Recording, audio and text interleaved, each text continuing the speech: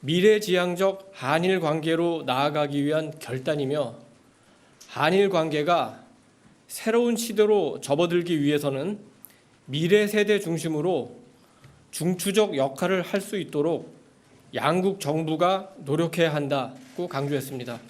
사죄도 없고 배상도 없고 전쟁 범죄에 완전한 면죄부를 주는 것이 말이 되겠습니까, 여러분? 지금 당장 굴욕적인 강제동원 배상안을 청하고 국민과 피해자에게 사죄하십시오. 역사의 정의를 배신했다가 몰락해간 박근혜 정권의 전철을 밟지 마십시오. 강제징용 문제는 일종의 폭탄 돌리기와 같았습니다. 전 정부 누구도 해결하려고 하지 않았어요. 누군가는 대승적인 결단을 통해서 이 문제를 해결하는 새로운 출발점을 마련해야 된다는 것, 이런 고심들이 있지 않겠습니까? 정부는 이런 방안이 아니라면 한일 협상이 계속 미뤄질 수 있어 택한 불가피한 조치라고 했습니다.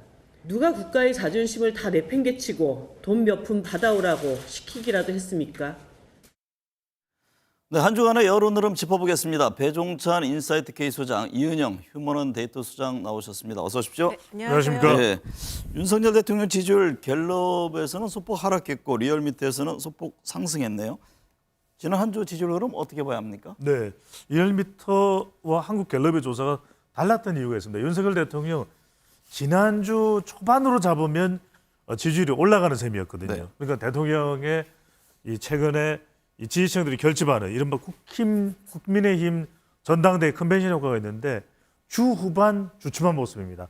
한국갤럽 조사는 8일 9일 실시가 됐거든요. 네. 8일 9일 실시가 됐는데 이 조사 결과 조금 주춤한 2%포인트가 내려갔는데 왜일까요? 네. 지금 부정평가하는 이유로 가장 높게 꼽힌 것이 바로 일본입니다. 네. 제3자 배상 그리고 외교 그리고 3.1절 기념사까지 내용 포함하면 갤럽에서 부정적으로 평가하는 이유 30%를 조금 넘는 결과로 나타났습니다. 네. 그러면 국민의힘 전당대회에서의 이른바 컨벤션 효과 이거는 사라진 겁니까? 그게 좀 선반영이 됐다고 좀 볼 수 있을 것 같아요. 네. 그래서 이게 그 전대가 끝나고 나서 그게 대통령 지지율에 반영되기보다는 하는 과정에서 좀 이미 선반영된 경향이 있고 특히 이제 그 3자 변제가 사실은 그 좀 민족적인 감정을 건드리는 부분이다 보니까 역대 대통령 지지율 치고는 지금 윤석열 대통령 지지율이 상당히 좀 낮은 수준으로 다 빠졌거든요. 그래서 그렇게 봐야 될 것 같습니다. 네. 지난 9일 1년 전 대통령 선거일이었는데 대선 1년을 맞아서 이루어진 여론조사에서는 윤 대통령이 잘못한다 응답, 잘한다 응답보다 높은 것으로 나타났습니다. 대통령 국정 운영에 긍정적인 영향을 주는 현안, 또 부정적인 영향을 주는 현안은 어떤 겁니까? 긍정적인 것은 이제 윤석열 대통령 지지층들이 진영 간 대결 구도에서 이제 결집한 것으로 봐야 되겠죠. 네. 그래서 보수 지난 대선에서 윤석열 후보, 윤석열 대통령에게 투표했던 지지층들이 결집한 것이고 최근 들어서는 이제 윤석열 대통령의 단호한 대응, 이른바 노동 관련해서 개혁 이슈 또 이 노조에 대한 단호한 대응 이것이 이제 보수층들이 결집하는 이유라면 좀 폭넓게 우리가 지난 1년간을 되돌아보면 대통령의 부정평가의 가장 큰 이유는 역시 인사와 소통이었습니다. 네. 그러니까 인사 관련해서 내부 충돌을 하거나 또 인사와 관련해서 또 뭔가 검증의 문제가 발생하거나 네. 이럴 때 이제 윤석열 대통령의 지지율이 삐그덕대는 그런 모습이 있었고 또 소통입니다. 결과적으로는 얼마만큼이나 국민과의 소통도 중요하겠지만 이 야당과의 소통 부분 특히 이제 도어 스태핑만 하더라도 지난 1년을 되돌아보면 상당히 긍정적인 반응이 나왔다가 결과적으로 정치적인 갈등이 발생하면서 유발되면서 네. 이것도 소통이 또 대통령에게는 부담이 됐던 하나의 사례라고 볼 수가 있겠죠. 이은영 소장님, 네. 미디어토마토 조사에서 오늘이 1년 전 20대 대선 투표율이라면 누구를 투표하겠냐 이 물음에 이재명 대표를 꼽는 응답이 윤 대통령을 꼽는 응답보다 많은 것으로 나타났는데요. 예, 그렇습니다. 이건 어떻게 해석해야 합니까? 일단은 이재명 대표는 자기 그 득표율 수준을 좀 지킨 46.8%가 나왔고요. 윤석열 지금 대통령은 자기 득표율을 지키지 못한 39.3%가 나왔습니다. 그래서 이게 지금 그 대통령이 아까도 말씀하신 것처럼 이제 부정평가 이유가 지금 한 달 이상 노조에 대한 게 그 긍정평가 이유로 나오고 있는데 네. 그 1주년 그 여론조사 그 1주년 기념 여론조사 결과를 보면 특별히 잘한 게 없다가 40% 나온 조사도 있었어요. 그래서 대통령께서 지금 하시는 어떤 전국 운영 방향에 대해서 노조 탄압을만 가지고 긍정평가하기에는 뭔가 사람들이 원인을 좀 찾지 못하고 있는, 그래서 뭐 강력한 대응 이런 정도의 이미지적인 측면만 긍정적인 이유로 찾고 있는 면 때문에 대통령의 지지율이 이렇게 낮은 것이 아닌가 이렇게 생각이 듭니다. 배 소장님, 네. 글로벌 리서치 조사를 보니까 당시 윤석열 후보 투표층 가운데 21.7%가 또 이재명 후보 투표 중 26.6%가 지금은 하지 않는다. 네. 이렇게 응답을 했던데 윤 대통령과 이 대표의 지지층들이 지지를 철회한 원인은 어디에 있을까요? 뭐 가장 큰 이유가 결국 중도층이 어느 한쪽으로 가지 않는다. 방금 전에 이제 미디어 토마토 조사에서는 이재명 대표를 지난 대선으로 거슬러 올라가면 더 많이 선택한다고 했겠지만 또 그것도 다분히 이제 윤석열 대통령이 최근에 중도층이나 또 부정평가가 높은 것도 영향을 줬다고 볼 수 있지 않겠습니까? 네. 그렇다면 이재명 대표나 윤석열 대통령 모두에 대한 국민들의 호감이 별로 없다. 그런 이유는 결과적으로는 소통을 좀 잘했으면 좋을 텐데 정치적으로 반대쪽 유권자들도 또 한편으로는 통합도 필요한데 여야 간에 통합을 해야 되는데 또 한편으로는 너무 진영 논리만 나와서도 안 되는데 그 부분이 윤석열 대통령도 잘 해소가 안 되고 있고 이재명 대표도 계속해서 이 수사 부담이 누적되고 있고 이런 부분들은 국민들이 볼 때는 어느 쪽을 선택하는 기회가 다시 오더라도 선택하고 싶지 않은 그런 상황까지라고 봐야 되겠죠. 네. 이은영 소장님, 네. 윤석열 정부가 일제 강점기 강제동원 피해자 배상 해법으로 이제 3자 변제 이 방식을 내놓았잖아요. 네.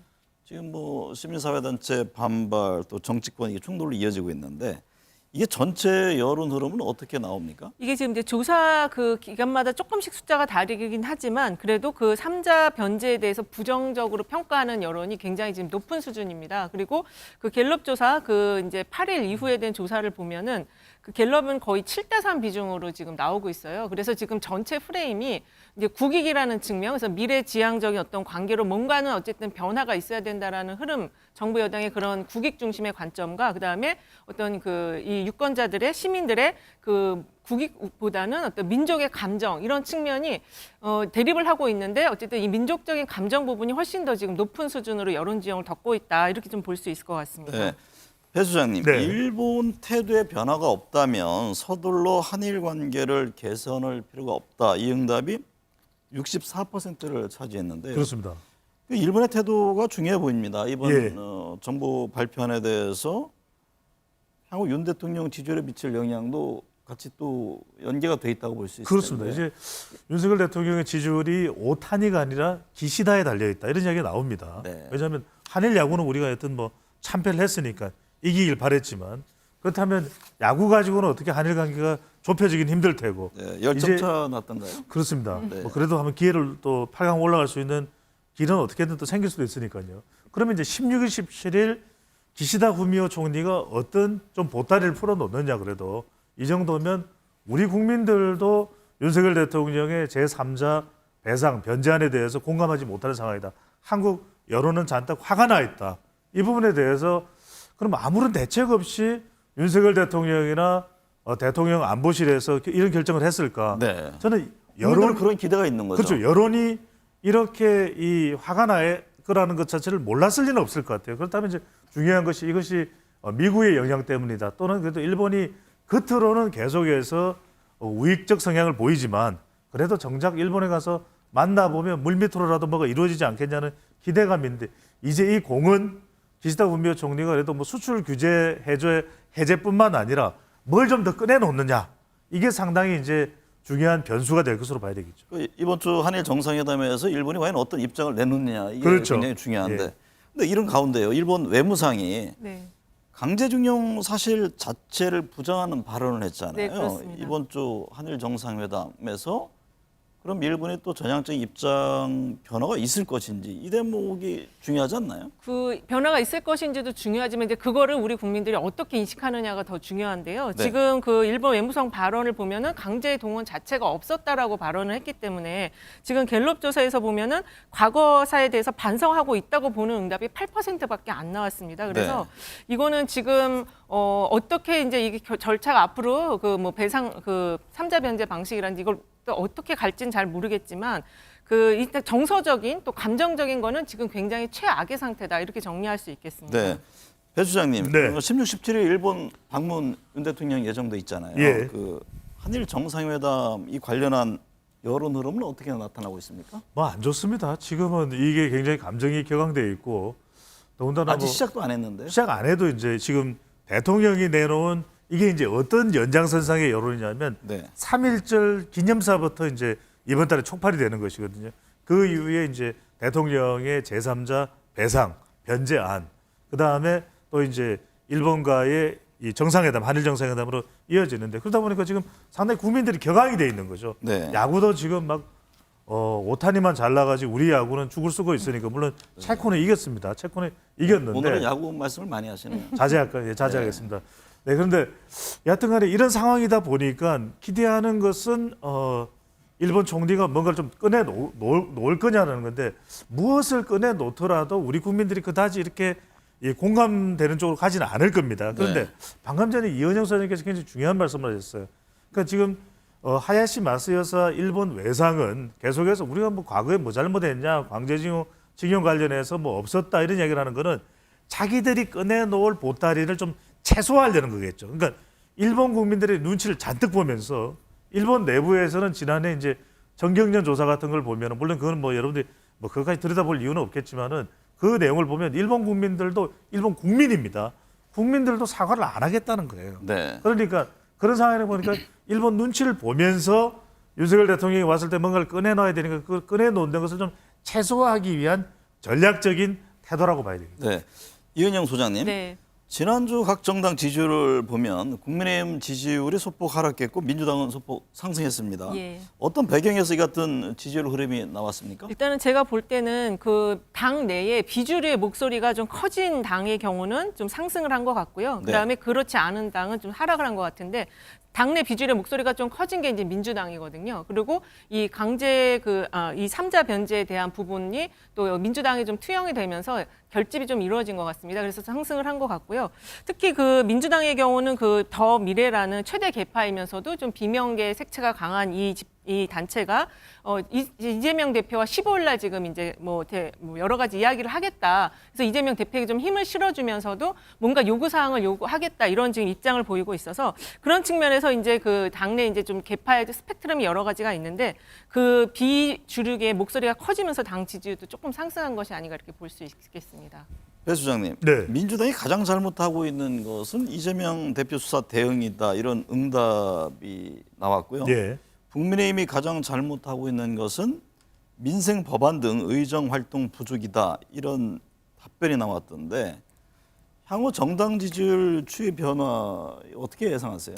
그렇죠. 이게 당분간은 또 일본 이슈가 영향을 줍니다. 네. 그러니까 최근에 국민의힘 지지율이 조금 주춤하고 또 민주당의 지지율이 올라가는 것은 바로 일본 이슈 때문에 또 MZ세대 또 무당층 요즘에는 중도층보다 우리 스페셜 방송을 보시는 우리 MBN 시청자분들께서 더 좀 초점을 맞춰야 될 것은 중도층보다는 최근에는 민주당과 국민의힘으로 나눠져 있기 때문에 지지 정당이 없다는 무당층이 중요합니다. 네. 무당층마저도 일본에 대해서는 감정이 격해져 있거든요. 그러다 보니까 이런 부분들이 무당이었는데 지지 정당이 없었는데 일본에 하는 태도를 보고서 그럼 난 더불어민주당 지지할래 이렇게 될 수도 있는 상황이거든요. 그래서 영향을 주고 있고 또 충청 또 이 충절의 고장이죠. 또 이 대구 경북이나 PK 지역도 일본 이슈는 영향을 받습니다. 네. 특히 이제 서울은 최근 들어서 계속 국민의힘 쪽으로 뭉쳐 있었고 윤석열 대통령의 지지 기반이 되어가는 추세였는데 또 일본 이슈가 등장하니까 획도 돌아서는 여론도 나오거든요. 저는 이 이슈가 최근에 중요한데 결국 민주당이 앞으로 극복해야 될 과제는 이재명 대표와 관련된 이 부담, 사법수사 부담, 최근에 이 전 비서실장의 또 죽음 이런 부분들과 관련된 이런 여론들을 어떻게 떨쳐낼 것인가. 네. 결국은 사법적 대응은 대응대로 또 민주당의 지지율과 내년 총선 대비를 어떻게 좀 구분해서 할까? 이것이 최대의 민주당으로서는 앞으로의 과제라고 봐야 되겠죠. 말씀을 들어보면 일본 관련 이 배상 문제 이게 향후 지지율 전체 흐름의 하나의 변곡점이 될 수 있다. 이렇게 보시는 그렇습니다. 건가요? 그럴 수밖에 없는 게 지금 이게 굉장히 시기적으로도 연장되는 것이 지금 3월 기념사부터 촉발됐던 것이 이제 이번 주에 다가오는 이번 주에 이 한일 정상회담, 그다음에 4월 달에 윤석열 대통령이 미국 국빈 방문해서 IRA법, 인플레이션 리덕션 액트, 이 인플레이션 감축 법안이나 이 중국에 대한 투자 자체를 갖다가 못하게 하는 금지하는 이 이른바 가드레일 조항, 독소 조항 네. 이런 게 어떻게 해결되냐? 해결되면 그래도 미국의 영향으로 이 일본에 대해서 제3자 배상이 나왔는데 좀 설득이 되네 이런 반응일 텐데 그럼 또 5월 달에 G7 정상회의 히로시마 회의가 있습니다. 이때 이제 한미일 정상회담이 만약에 있다면 그때 반응이 돼. 그 다음까지 5월까지 해결이 안 되는데 국민 여론은 화가 나는데 8월로 넘어가 버려. 네. 8월에 뭐가 있습니까? 광복절이죠. 8.15. 8.15가 있습니다. 네. 그럼 이게 또 여론이 또 달라지는 분기점이 될 수가 있기 때문에 이 한일 이슈가 당분간은 지배적인 이슈가 된다고 봐야 되겠죠. 짧게 덧붙이면 네. 지금 8월까지 이제 이게 일정이 쫙 있는데요. 그 사이에 일단은 피해자들이 이걸 배상을 받지 않겠다라고 했을 때 법적인 어떤 문제점, 그 다음에 그 아까 8.15 광복절뿐만 아니라 그 시기에 후쿠시마 오염수 방류건이 또 있습니다. 요거는 상당히 그 민생에 또 직결이 되는 그런 문제이기 때문에 지금 우리나라는 3면이 바다기 때문에 그 후쿠시마 오염수 방류건을 어떻게 처리할지도 굉장히 중요한 포인트가 될 것 같습니다. 네. 내년 총선에서 야당 후보를 뽑겠다는 응답이 여당 후보를 뽑겠다는 응답보다 오차 범위 내에서 앞섰습니다. 네. 뭐 총선까지는 1년 남짓 아직 많은 시간이 있는데요. 향후 어떤 변수가 있을 것으로 예상하시나요? 일단은 지금 이제 지금 대통령 지지율이 워낙 낮다 보니까 여당보다는 야당을 뽑겠다라는 게 더 많을 것이다라고 생각을 하는데 최근 나온 차기 총선에 대한 지지율을 보면은 여야가 거의 엇비슷한 수준으로 거의 나오거든요. 뭐 차이가 거의 없습니다. 네. 오차범위 이내의 차이인데 이제 그 이유가 지금 정치가 지금 사법화되어 있기 때문에 그 국민들이 이 정치를 보고 싶어하지 않습니다. 지금 지지층도 뉴스를 안 본다라는 얘기를 많이 하시고 무당파에 계신 분들도 뉴스를 안 본다 이런 얘기를 많이 하시거든요. 하지만 저런 속에서도 이 중도층의 흐름을 보면은 여당을 뽑겠다가 32, 그다음에 야당을 뽑겠다가 44로 야당이 조금 더 많습니다. 그래서 향후에 이 야당이 이 전국을 풀어나가는 데 있어서 이 투쟁의 시위를 어떻게 가져갈 건지, 그리고 일단 가장 중요한 거는 정부 여당이 이 정치의 사법화를 언제까지 가져갈 건지, 이게 가장 중요할 것 같습니다. 이 문학이 주는 의미는 적지 않습니다. 왜냐하면은 이게 이제 일종의 선거의 구도를 물어보는 질문이거든요. 네. 그런데 내년 총선에서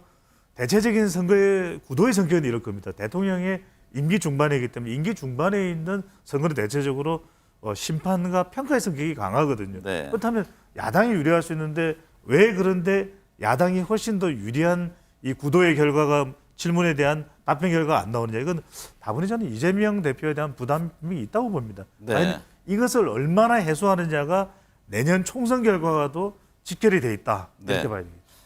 국민의힘 전당대회 끝났습니다. 김기현 대표가 됐고 최고위원회는 김재원, 김병민, 조수진, 태영호, 장해찬 다 친윤계죠. 이 친윤계 후보들이 전부되면서 향후 그러면 비윤이라고 불리는 예. 안철수, 유승민, 이준석 전 대표의 행보는 어떻게 될 것이냐. 이 점이 여러 뭐 총선이라든가 앞으로 정치권의 또 관심사잖아요. 예, 거의 운신의 폭이 좁아졌다고 봐야 될 것 같습니다. 네. 왜 그러냐면은 그래도 이번 전당대회가 있기 전까지는 가늠하기가 좀 힘들었거든요. 참 그 맞추셨어요. 1차에 끝난다는 거. 예, 지금 뭐 다들 그거는 제가 말씀을 해드리고요. 네네 난립니다. 뭐 다 네. 정확하게 너무 정확하게 네. 맞췄던데. 아 근데 그게 중요한 거예요. 그거는 너무라는 표현 안 썼으면 그거는 좋았는데. 안 봐도 비디오 뭐 안 들어도 오디오 같은 네. 그런 예측이었는데 중요한 것은 지금 우리가 이 당위성의 졸렌이 아니라 네. 현실적으로 벌어지고 있는 자연의 해석을 할 수밖에 없다는 게 안타까운데 결과적으로는 이준석 전 대표도 자산입니다. 안철수 의원도 엄청난 자산이고 유승민 전 의원도 자산인데 그것을 받아들이는 정치, 통큰 정치를 할 것이냐 그렇게 보이지는 않아요. 네. 그래서 결과적으로는 윤석열 대통령 임기 동안에는 상당히 이준석 전 대표든 유승민 전 의원이든 또 안철수 의원도 도광양해를 할 수밖에 없는 상황으로 보입니다. 네. 민주당 상황 살펴보겠습니다. 이은영 네. 소장님. 예. 이재명 대표의 경기도지사 시절 비서실장 사망했는데요. 네. 이 대표는 이제 검찰 수사에 대해서 광기다라고 지적을 했고 국민의힘은 책임론을 강조했습니다. 네, 그렇습니다. 여론 흐름은 어떻게 나타납니까? 일단은 이게 그 상당히 이재명 대표에게는 좀 악재성의 사망 사건이었는데요. 근데 어쨌든 그 유서 안에는 보면은 검찰의 강압적인 수사에 대한 부분도 있고 이재명 대표에 대한 부분이 같이 있다고 지금 알려지고 있습니다. 근데 어저께 지금 민주당이 그 야당과 함께 장애 집회를 했거든요. 그래서 그 이게 굉장히 이재명 대표에게 좀 악재인 부분을 장애 집회, 특히 야당과 함께하는 장애 집회를 통해서 이 국면을 지금 넘어가는 그런 흐름을 보이고 있거든요. 그래서 네. 이게 일단은 그 장애 집회가 지금 일본과 관련한 그 배상 문제가 있기 때문에 이재명 대표에게는 어떻게 보면 이게 악재를 지금 좀 잘 넘어가고 있다 이렇게도 볼 수 있을 것 같습니다. 배 수장님, 한 네. 여론조사에서는 이 대표가 당 대표직을 내려놔야 한다는 예. 여론이 과반을 넘었습니다. 예. 이게 체포동의안 처리 이후 여전히 이어지고 있는데 향후 민주당 상황 어떻게 전망하세요? 그렇습니다. 이게 계속 이제 여론상으로 부담이 될 수밖에 없습니다. 네. 그냥 단순히 정치 정서적으로만 부담되는 것이 아니라 내년 총선을 앞두고 결국 유권자 지형을 좁히는 상황이 된다면 이재명 대표로서도 부담되고 민주당으로서는 더 큰 부담이 되거든요. 이게 왜 그러냐면은 결국 이재명 대표 계속해서 여론조사를 하면은 당 대표직에서 사퇴하라 이렇게 이제 여론조사 결과가 나오는 이유는 결국 이재명 대표의 이 대표직 고수 앞으로 사법 관련해서 수사가 계속 누적되는 것이 총선에 중요한 서울과 충청, 무당청 그리고 20대 자영업청 주부청에게 영향을 준다라는 것이거든요. 네. 저는 결과적으로는 어떤 정치적 선택을 결단을 이재명 대표가 내릴지는 모를 때 이럴 때 저는 2016년으로 돌아가 보자. 네. 2016년에 총선을 앞두고 문재인 대표 체제는 상당히 좀 어렵다고 판단했기 때문에 대표직을 유지하면서도 공천과 관련해서 그리고 총선의 대응은 김종인 비대위원장이 오거든요. 저는 하이브리드 전략을 쓸 수 있다. 네. 이재명 대표가 대표직은 계속 유지를 하면서도 이건 이제 사법적인 대응은 이제 이재명 대표 중심으로 해나간다면 지지율과 총선의 대응은 혁신 대책위원회를 만들자, 혁대위를 만들자, 혁대위를 만들어서 허리를 튼튼하게 할 수 있습니다. 혁대위를 만들어서 이른바 김종인 비대위원장이 다시 나올 수 없겠지만 정세균 전 총리 같은 인물이면 관리형이거든요. 네. 또 이낙연 전 대표는 달리 그렇게 이 이재명 대표 지지층이 감정이 골이 깊지도 않고 그렇게 해서 관리를 하면서 일종의 투트랙 전략, 하이브리드 전략을 하는 거는 어떤가? 네. 짧게 덧붙이면 그 공천 TF가 지금 만들어졌는데요. 지금 당직을 교체해달라는 요구가 나오고 있어서 앞으로 좀 당내 상황은 계속 좀 갈등 상황은 계속 지속될 것 같습니다. 네. 아들 그 학교 폭력으로 국가수사본부장에서 낙마한 정순신 변호사와 관련해서 인사검증 책임자를 문책해야 한다 응답이 74.8%나 차지했네요. 예, 굉장히 높게 나왔고요. 이게 지금 교육위에서 그 고등학교 교장 선생님이 모르쇠로 일관했고 서울대도 지금 모르쇠로 일관을 하고 있어서 더 문책해야 된다는 의견이 높게 나오고 있는 것 같습니다. 특히 이 책임 소재와 관련해서 법무부와 검찰청이 합쳐서 53%가 나왔거든요. 그래서 이 문제는 지금 이 학폭 기록 삭제 부분이 상당히 그 입시에 어떤 영향을 줬는지 아직 뇌관은 좀 남아있기 때문에 네. 향후에 좀 여론의 특히 이제 주부층이라든지 또 젊은 층에게 굉장히 민감하게 작용할 수 있을 것으로 좀 보여집니다. 네. 배 수장님, 네. 김건희 여사 관련 특검 도입이 필요하다는 응답이 과반을 넘는 것으로 나타났는데요. 지금 민주당 특검 적극 움직이고 있잖아요. 네. 전체 여론 흐름은 어떻게 반영됩니까? 저는 민주당이 이렇게 가는 방향의 이유는 있다고 봅니다. 그건 왜냐하면 이제 정치적 선택이죠. 네. 왜냐하면 뭔가 그렇다면은 김건희 여사와 관련된 김건희 특검법 외에 다른 대안이 있느냐면 더불어민주당으로서는 그렇지만은 않다라는 겁니다. 다른 방법이 있는 것만은 아니라는 겁니다. 그렇다면 계속해서 여론도 지속적으로 뭐 한두 번 여론조사 실시된 것이 아니라 계속해서 김건희 특검법이 나오는 이유는 김건희 여사와 관련된 뭐 사법적인 그런 내용보다도 계속해서 뭔가 풀리지 않는 의혹에 대한 부분들이 지속되고 있다는 뜻이거든요. 그런데 한 가지만 더 말씀드리면 그래서 저는 더불어민주당이 정치적으로 여러 가지 지금 위기에 몰려있는 상황에서 선택할 수밖에 없다. 다만 그렇다고 해서 이 김건희 특검법의 찬성에 대한 높은 지지율이 더불어민주당의 정당 지지율로 연결될 건가? 그렇지는 않을 것 같아요. 네. 그러니까 정당 지지율을 끌어올릴 수 있는 대안은 따로 정치적인 선택의 김건희 특검법 여론은 또 민심의 여론은 그런 대로 나오는 이 차이가 있으니까 달리 네. 대응을 할 필요가 있겠죠. 이번 한 주간 봐야 될 핵심 현안은 어떤 게 있을까요? 역시 이제 방일이죠. 방일에서 일본이 어떤 안을 낼 것이냐. 이게 지금 우리나라 국민들에게 미치는 굉장히 큰 영향을 줄 수 있을 것 같습니다. 네.